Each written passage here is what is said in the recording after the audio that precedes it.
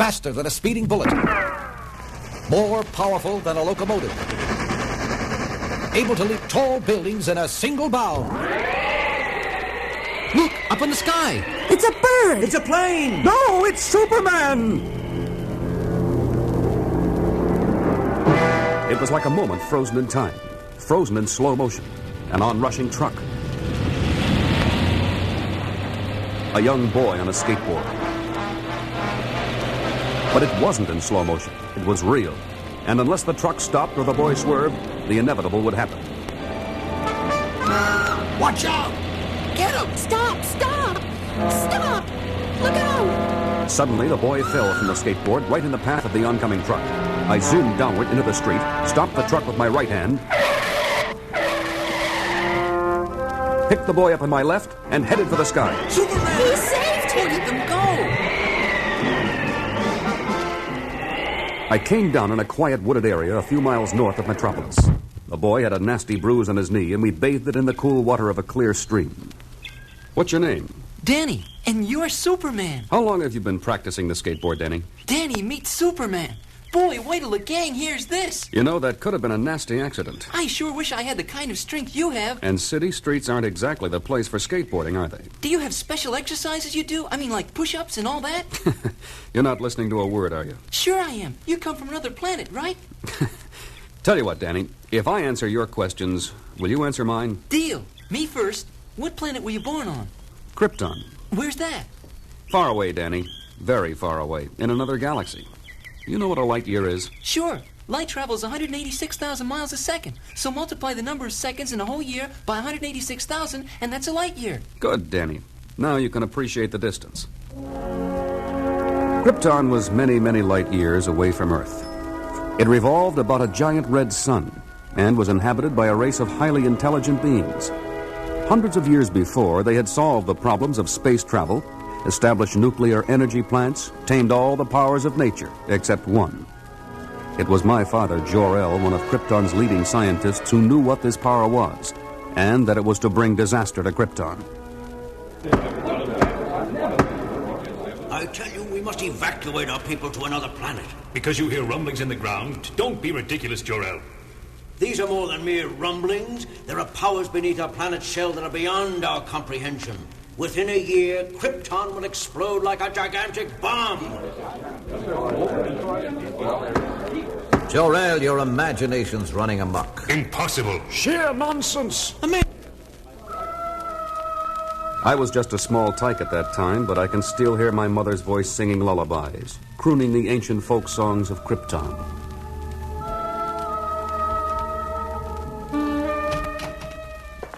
Jor-El? They refuse to listen, Lara. Won't hear a word. They've had it too good. They're fat, smug, and complacent. And they'll be destroyed. And we along with them. Unless we get out while there's still time. But how? I'll build a spaceship for us and our son. He's so little, Jor-El.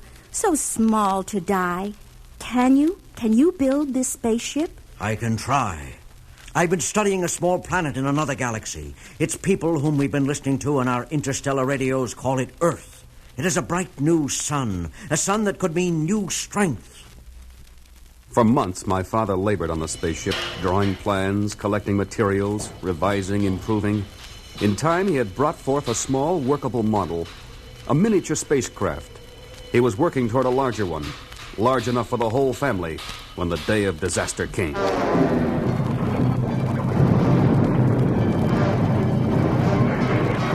As my father had predicted, Krypton had become one gigantic bomb. Tremors shook the earth, huge cracks riffled the surface, gaping holes suddenly yawned. Oceans roared and surged landward. Giant buildings toppled like matchsticks. Great transit tubes reared skyward, twisting, bending.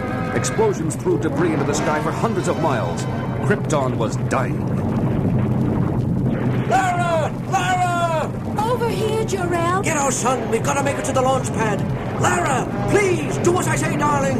Yes, Jor-El.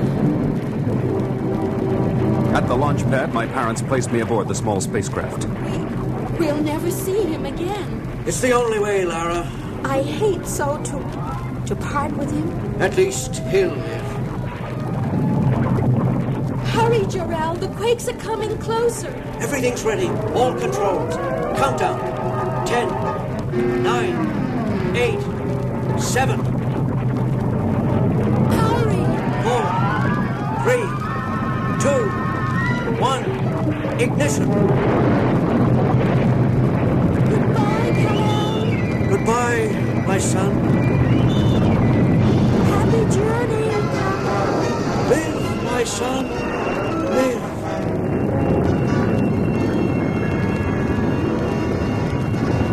As speed increases, time expands, slows down. And as I traveled across the billions of miles of space at speeds faster than light, I grew only a very little. By the time the small spaceship entered the solar system, I was still an infant, unable to talk, unable to walk. Soon the ship entered Earth's atmosphere and plunged to the surface on a small farm near a village named Smallville.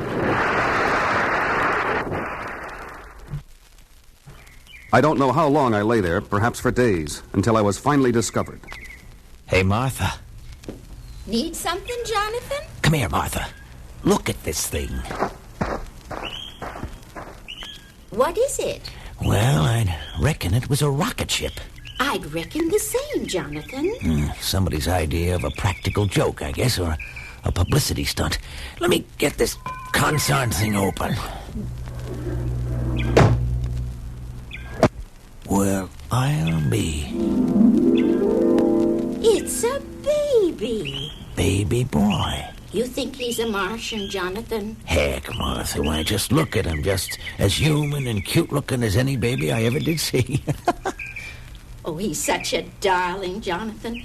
Just what we always wanted, but never could have. Now, don't get your hopes up, Martha. You know we'll have to take him to the foundling home. We could adopt him, Jonathan. Only if the home passed on us, Martha. We'll see. Maybe.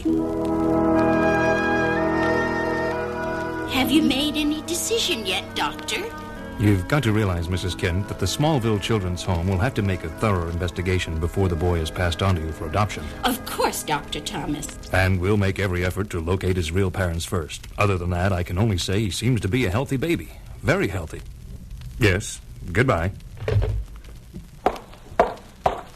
Doctor, look at this. What is it?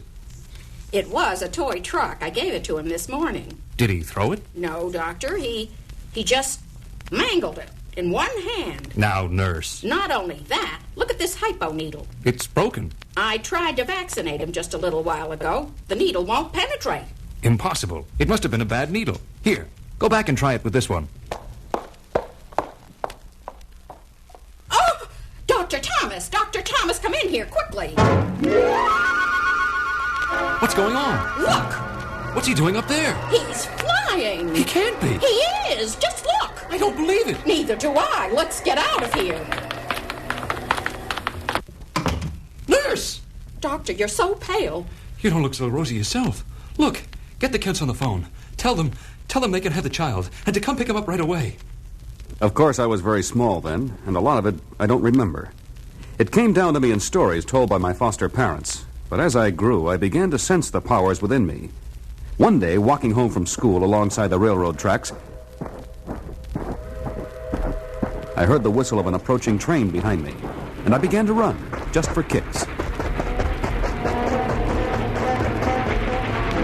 At first, it was just a lark, but as my strides lengthened and my pace picked up, I began to notice I was keeping up with the train.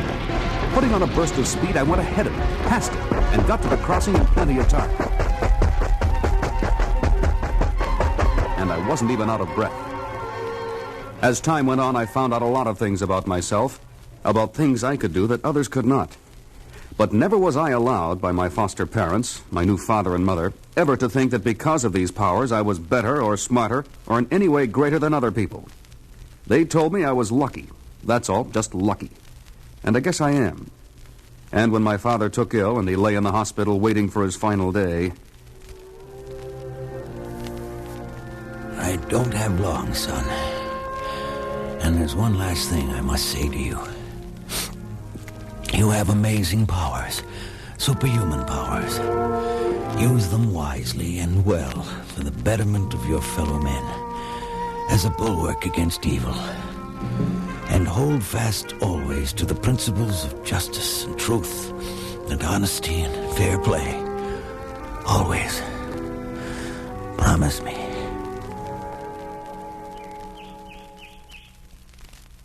Denny? Huh? I didn't mean to be so long-winded. Heck, I could listen all day. Gosh. That's some story. Gee. Look, I've got your skateboard fixed, but you've got to promise me. I know. Not in the city streets, I know. Promise? Promise. Good. Now, let me give you a ride home. Up in the sky? Up in the sky. Let's go. Up and away! I dropped Danny at his home, changed my clothes, and spent the rest of the day at the Daily Planet as Clark Kent. Later that afternoon, Lois told me a young boy was waiting to see me. Of course, it was Danny. Come in, young fella. Have a seat. Thanks. So you're Clark Kent, ace reporter. That's me. Boy, have I got a story for you.